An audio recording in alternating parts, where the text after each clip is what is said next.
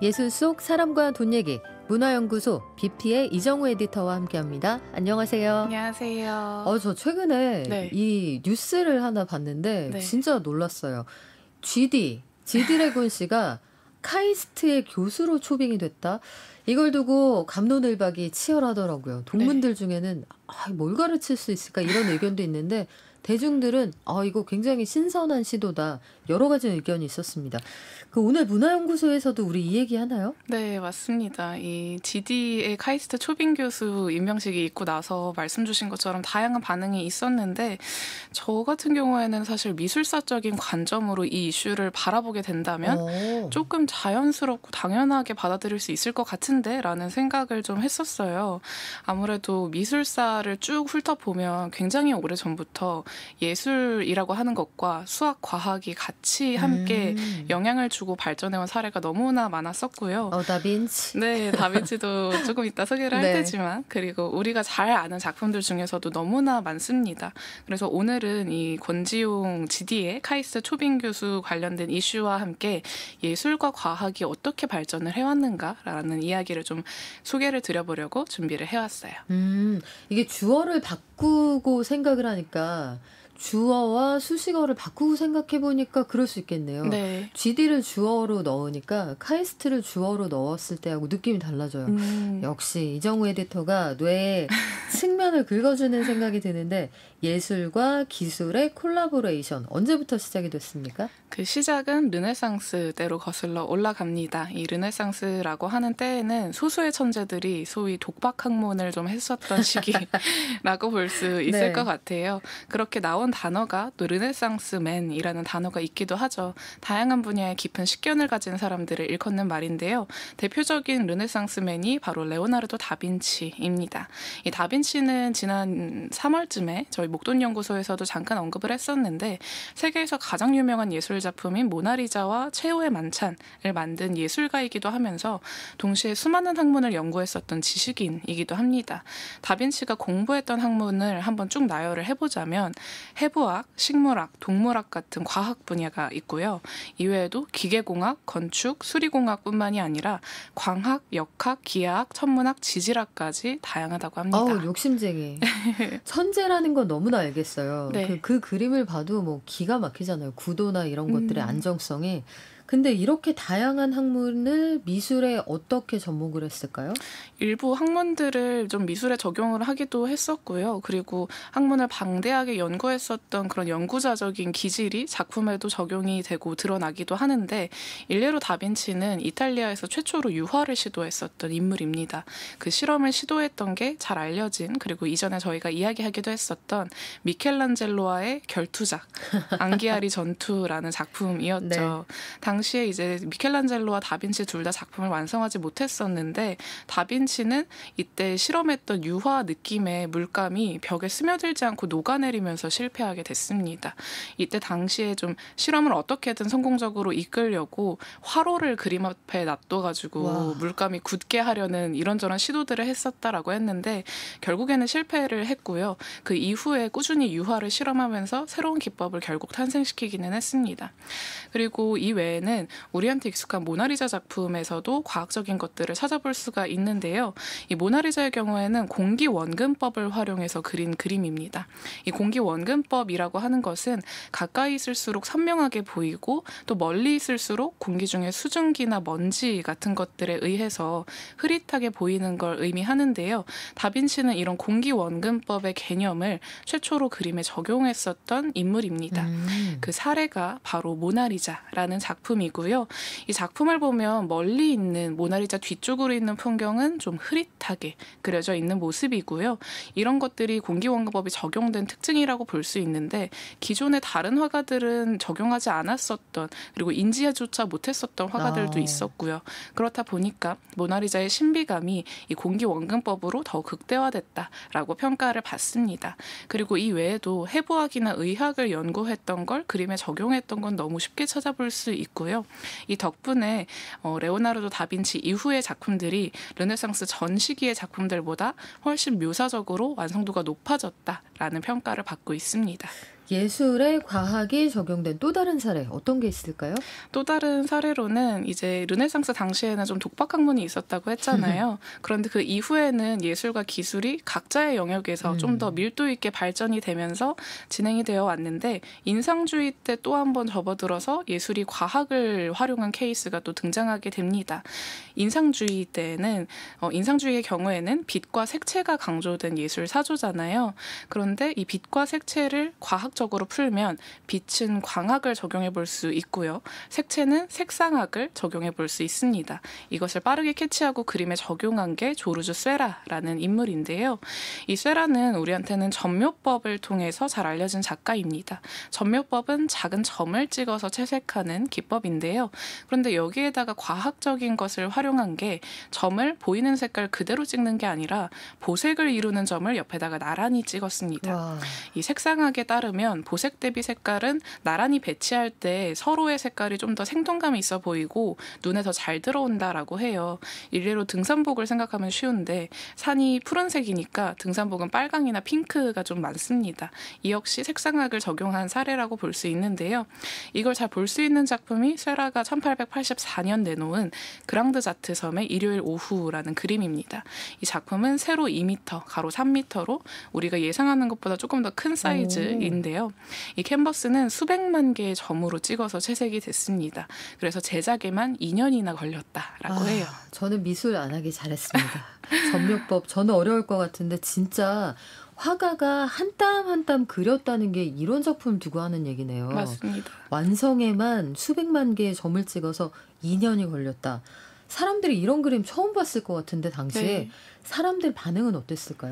당시 사람들의 반응은 조금 갈리긴 했었다라고 합니다. 일단 부정적인 반응부터 말씀을 드리자면 이 점으로 찍어서 채색을 한 것이 너무 기계적이고 또 인공적이다라는 이야기가 있었어요. 색채학을 활용해서 좀 과학적으로 그려낸 그림이라는 것은 알겠으나 과정도 그리고 결과도 너무 기계적이고 그래서 작가의 감정을 어떻게 느껴야 할지 모르겠다라는 반응이 있었고요. 일반 평범한 관객들의 경우에는 이 작품을 어떻게 이해해야 하는지조차도 좀 모르겠다는 반응이 있었다고 합니다. 오늘날의 현대미술 같은 느낌이지 않았을까 싶은데요. 아무래도 이 당시에 그려지던 다른 인상주의 그림들을 보면 빛을 포착하기 위해서 빠르게 붓터치로 그려냈거든요. 이 붓터치가 고스란히 느껴지고 어떤 식으로 그렸구나를 예상할 수도 있는데 이 그림에는 붓터치가 아예 없으니까 조금 생경했을 것 같아요. 시각적으로. 그럼에도 긍정적인 반응도 있었습니다. 기법 자체가 혁신적이라 좋다라는 의견이 있었고요. 이전까지는 화가가 팔레트에다가 물감을 섞어서 색깔을 만들었는데 점묘법은 이 색깔의 잔상 때문에 관객의 눈에서 색이 섞인다라는 점이 주목을 받았습니다. 아주 획기적이네요. 네, 그래서 확실히 혁신적이고 좀 과학적인 기법인 거는 맞고요. 기존에 이 점이 인상주의와 차별된다라는 점에서 극찬을 받기도 했습니다. 그래서 이 점묘법 덕분에 조르주 세라가 이미 당시에 유명 화가들이 많이 포화되어 있었던 인상주의 내에서 독보적인 위치를 가져갈 수 있는 계기가 됐어요. 약간 그래서일까요? 좀 카툰의 느낌 같은 그런 캐릭터가 주는 그런 느낌이 있어서 이게 옛날 그림이라고 이런 느낌이 잘 나지 않아요. 브러쉬 터치가 느껴지지 않아서일 수도 있겠는데 쇠라의 그림은 자세히 들여다보고 또 설명을 들으니까 이제서야 좀 이해가 되네요.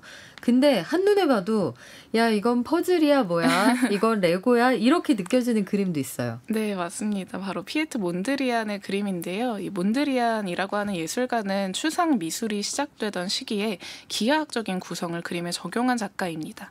이 기하학이라고 하는 학문은 점선면으로 이루어진 도형의 성질을 연구하는 수학의 한 학문인데요. 중세 서양에서는 7대 학문 중에 하나였다라고 합니다. 우리한테 익숙한 이 황금 비율 그리고 피보나치 수열 같은 개념이 기하학에서 나온 거라고 하는데요. 이 몬드리안은 기하학적인 요소를 그림에 적용을 했습니다. 네, 초창기부터 기하학을 그림에 적용해서 그렸던 건 아니고 작가 활동 초기에는 인상주의 스타일의 그림을 그려왔었는데요. 그러던 중에 이 시기에 새롭게 유행하는 화풍이 하나 등장하게 됩니다. 피카소의 큐비즘이었어요. 우리나라 말로는 입체파라고 하는데 이 큐비즘이라는 이름은 이름은 모든 것들을 큐브처럼 그려냈다라고 해서 붙여진 이름입니다. 그런데 정확히는 큐브뿐만이 아니라 원통이나 원뿔 같은 기하학적인 도형의 모습들로 그려냈는데요. 몬드리안은 여기서 영향을 받아서 형태를 좀 단순화하고 분해하는 그런 그림을 그려야겠다고 생각하게 됩니다. 그래서 그의 그림을 보면 캔버스를 두꺼운 선들이 나누고 있는데요. 이 선들이 화면을 나누는 지점이 1대 1.618의 황금 비율을 따른다고 해요. 기하학적으로 이 캔버스를 분해한 거죠. 그리고 그렇게 구성된 화면 안의 사각형들도 황금 비율을 이루게 구성을 해뒀습니다. 가로 길이가 100인 사각형이 있다면 그 옆에 있는 작은 사각형의 가로 길이는 61.8로 구성하는 식으로 이렇게 배열을 해두었고요. 이 그림들을 보면 단순히 여지까지는 그림들이 작가의 미적 감각에 좀 의존했었다라고 볼 수 있지만 몬드리안의 그림은 수학적이고 과학적인 원리를 기반으로 제작된 것들이라고 볼 수 있어요. 그래서 완전히 새로운 형태의 추상화를 탄생시켰다라고 높게 평가받습니다. 아, 그래서구나. 이 그림이 사실은 작은 네모가 큰 네모를 받치고 있어서 네. 약간 힘겨워 보일 수도 있는데 황금 비율이라서 불안해 보이지 않았고 네. 이 비슷한 걸 차용해서 우리 가전업체들도 냉장고 패널 같은 거 만들잖아요. 맞습니다. 그 지금 말씀하신 큐비즘이라는 게 약간 어려울 수도 있지만 문득 그게 떠오르는데요. 인사이드 아웃 1에서 네. 보면 라일리의 감정들이 네. 기차 타고 원래 있었던 섬으로 가려고 할 때 어딘가를 통과할 때 동그라미 세모 네모로 단순화되잖아요. 네. 그런 것들을 연상하시면 될 것 같은데 몬드리안의 작품도 처음 나왔을 때 이게 뭐야? 이런 생각도 있지 않았을까 싶어요. 네, 몬드리안의 그림은 앞서 이야기했던 쇠라보다 조금 더 격한 반응을 이끌어내기도 했는데요. 일단 부정적인 반응으로는 너무 기계적이고 쇠라보다 훨씬 더 기계적이잖아요. 그리고 인간적인 요소가 결여되어 있다라고 비난을 사람이 받습니다. 아예 안 나오니까. 네, 그렇죠. 그리고 이 예술이라고 하는 것은 자고로 관객한테 어떠한 울림을 주기 마련인데 이건 너무 단순하게 그려져 있어서 어떤 감정도 느낄 수가 없다라는 비난도 있었습니다. 대중들도 마찬가지로 이걸 보고 뭘 느껴야 하는지 좀 어렵다, 난해하다라는 반응이 있었고요. 반면에 긍정적인 반응도 있기는 했는데 대부분이 평론가나 혹은 동료 예술가들의 반응이었다고 합니다. 이 시기에는 말씀드린 것처럼 이 피카소를 필두로 한 입체파 같은 사조들이 성행을 하고 있었는데요. 사실 입체파 작품들 오늘날의 시선으로 바라봐도 조금 어렵기는 합니다. 난해하죠. 네, 그렇다 보니까 조금 난해하기는 하나 당시의 아방가르드한 예술에 대해서 적극적으로 논의를 하던 시점이었습니다. 그래서 몬드리안의 시도도 마찬가지로 혁신적이다라고 받아들여진 흐름도 있었고요. 이 몬드리안의 기하학적인 어떤 개념이 담긴 예술 작품이 다른 예술사조 전반에도 좀 영향을 미치게 되면서 산업 디자인이라든지 상업 미술 같은 영역에도 영향을 주게 되었습니다. 아방가르드하다는 게 정확히 어떤 뜻이에요? 좀 이제 원래는 군사 용어인데 앞서서 진격하는 군인들을 의미하는 단어라고 해요. 선두에 있다. 네, 선두에 있다. 그래서 지금 예술의 흐름보다 훨씬 더 앞서 나가는, 그래서 대부분의 사람들, 주류의 사람들은 조금 받아들이기 어려워하지만 어느 정도 앞서 나가서 난해하기도 하지만 흐름을 이끌어 나가는 느낌이라고 보시면 될 것 같습니다. 그래서 업계 관계자들은 푸처핸접 박수치고 일반 대중들은 입틀막 네. 이런 경우들이 있다. 근데 이런 몬드리안에게 영향을 받은 예술가가 새로운 예술을 탄생시킨 사례도 있다고 합니다. 누군가요? 바로 공대생 출신의 예술가이면서 미술사의 혁명을 선사한 예술가라고 불리는 알렉산더 칼더입니다. 이 칼더는 기계공학을 공부했었던 공대생이었는데요. 그런데 그림을 너무 잘 그려서 교수님이 이럴 거면 공대 다니지 말고 미술을 하면 어떻겠냐라고 제안을 했다고 합니다. 그렇게 교수님을 통해서 사파 외주 작업을 하게 됐는데요. 이때 당시에 칼더가 그렸던 사파는 서커스단의 단원과 동물들을 그리는 거였다고 해요. 그런데 서커스를 보신 분들은 아시겠지만 움직임이 굉장히 역동적이잖아요. 그렇죠. 그래서 칼더가 이것을 그림뿐만이 아니라 조각이라든지 혹은 실제로 움직이는 뭔가로 표현해보고 싶다라는 생각이 들어서 철사나 병뚜껑 같은 도구를 활용해서 미니 서커스를 만듭니다. 공대생의 기질을 좀 발휘를 해본 거죠. 사진으로 보면 이거 검색하면 또 나오기도 하는데 사진으로 보면 조금 조악해 보이기는 합니다만은 이 공연이 상당히 흥행했어요. 유명했었다고 해요.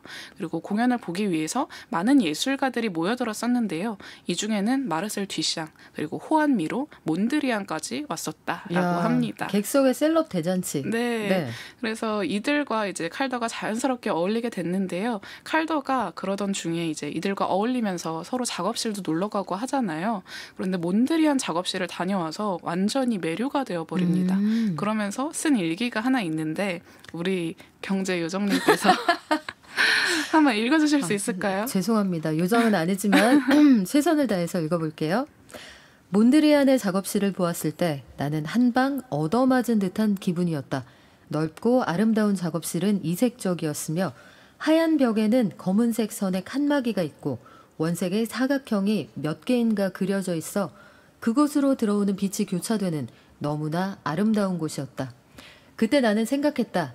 이것들이 전부 움직일 수 있으면 얼마나 좋을까 하고. 감사합니다. 아니 그래서 칼도 저는 고등학교 때 네. 이분이 저희 주관식 문제에 등장을 하셨거든요. 어, 미술 시험 네. 볼 때. 칼더가 몬드리안에게 이 작업을 움직이는 조각으로 만드는 거를 제안을 했다. 네. 근데 몬드리안의 답은 뭐였어요? 안 된다, 싫다였습니다. No? 아무래도 조각 작품이라고 하는 것은 자고로 좀 고정되어 있고 멈춰 있어야 되는데 뭐 움직이는 조각을 만들자고 그래라는 반응이었었다라고 하고요. 칼더는 실망스러웠을 수도 있겠지만 그냥 그럼 내가 하지 뭐 하고 직접 제작하기로 합니다. 그래서 초기에는 조각에다가 모터를 달아서 움직이게 만드는 모습을 구현을 했었는데요. 그런데 모터를 달게 되면 이 움직임이 조금 반복적이고 또 예측 가능하잖아요. 그렇다 보니까 조금 더 자유롭게 움직이는 예술적인 움직임을 좀 예측 불가능하게 만들어내는 걸 해보고 싶다라고 생각을 해서 천장에 매달아서 움직이는 모빌을 제작하게 됩니다. 이것이 오늘날의 아기들이 사용하는 모빌의 원형이기도 한 건데요. 이때 당시에 마르셀 듀샹이 이 칼더의 모빌을 보고 모빌이라는 이름을 직접 붙여주기도 했었다라고 해요. 이 모빌이라는 단어가 프랑스어로는 움직이는 어떤 것을 뜻하는데요. 원래는 듀샹이 본인 작품에다가 붙였었던 용어라고 합니다. 그런데 이걸 칼더한테 넘겨준 거죠. 아, 그래요. 집집마다 다 있는 그것. 네. 우리에게 익숙한 모빌이 칼더 작품이었다. 근데 칼더의 모빌이 미술사의 혁명적인 사건이었다고 하던데 맞습니까? 네, 크게 두 번의 혁명을 일으켰다고 평가를 받는데요. 첫째로는 이 모빌이 공중에 떠 있는 조각이라는 점이 높게 평가받았습니다. 이 모빌은 굳이 순수예술 장르로 구분을 해보자면 조각의 영역에 속하는데요. 조각은 말씀드린 것처럼 전통적으로 땅에 붙어서 전시가 됩니다. 조금 사이즈가 작은 조각은 좌대라고 불리는 받침대를 놓고서 전시가 되는데요. 그런데 모빌은 땅에 붙어 있을 필요가 없었습니다. 천장에 매달아두면 되니까요. 그리고 천장에 매달려 있는 것 때문에 관객이 움직일 때마다 미세하게 공기의 흐름이 생기게 되면서 모양도 계속 바뀌었고요. 그래서 고정된 형태로 멈춘 게 아니라 떠 있는 데다가 시간의 흐름에 따라서 모양이 계속 변화하는 일종의 4차원의 조각 작품이었던 셈이에요. 네. 이 점이 상당히 혁명적이었고요. 그리고 두 번째로 혁명적이었다라고 평가받는 것은 스테빌의 탄생입니다. 이 스테빌은 모빌과 반대되는 개념이에요. 땅에 붙어서 움직이지 않고 고정된 상태로 전시되는 작품인데 그런데 재밌는 점은 이 조각의 원형이 원래 땅에 붙어서 움직이지 않는 거잖아요. 그런데 이걸 모빌의 관점에서 새롭게 바라보면서 스테빌이라는 개념으로 해석을 해버린 거예요. 그래서 칼더의 작품이 기존 미술사적인 합의를 조금 새롭게 정의한 작품이다라는 점에서 높게 평가를 받습니다. 재밌네요. 주어에 어떤 것을 놓느냐에 따라서 네. 상대적인 개념이 되는 거잖아요. 네. 내가 움직이면 넌 고정돼 있네. 이런 개념이죠. 네. 그런 의미에서 막간을 이용해서 농담을 하나 해보자면 네. 최근에 어린이들이 쓰는 그 농담 중에 경찰서의 반대말은 뭔지 알아요? 뭐죠? 경찰 앉아. 경찰서? 경찰 앉아. 이거 진짜예요. 지어낸 거 아니고 초등학생들이 이런 농담 한단 말이에요. 네. 이게 주어를 누구를 기준으로 두느냐에 따라 굉장히 많은 게 달라지네요. 국내에도 과학을 예술에 적용한 사례가 있죠? 네, 맞습니다. 지금 광주 시립미술관에서 관련된 전시를 하나 진행 중인데요. 우주의 언어 수라는 제목의 전시입니다. 여기서 수는 넘버, 숫자를 의미하는데요.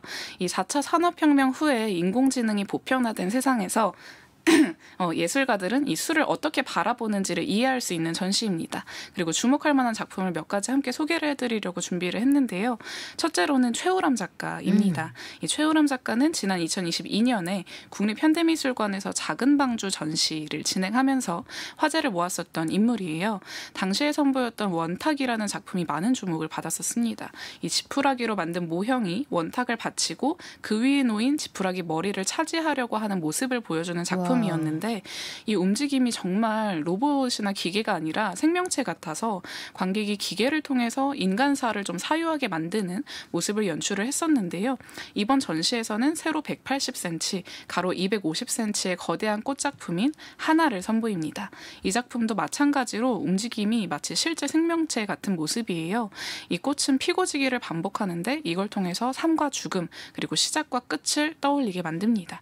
최우람 작가가 이것처럼 공학 기술을 통해서 인간을 사유하게 만드는데 좀 탁월한 기술이 있는 작가다라고 볼 수 있고요. 이 덕분에 해외에서도 많은 주목을 받고 있습니다. 작품 사진 찾아보니까 굉장한데요. 한 번쯤 보시는 거 좋을 것 같습니다. 오늘 말씀은 여기까지 들을까요? 네. 지금까지 빅피의 이정우 에디터였습니다. 고맙습니다. 고맙습니다.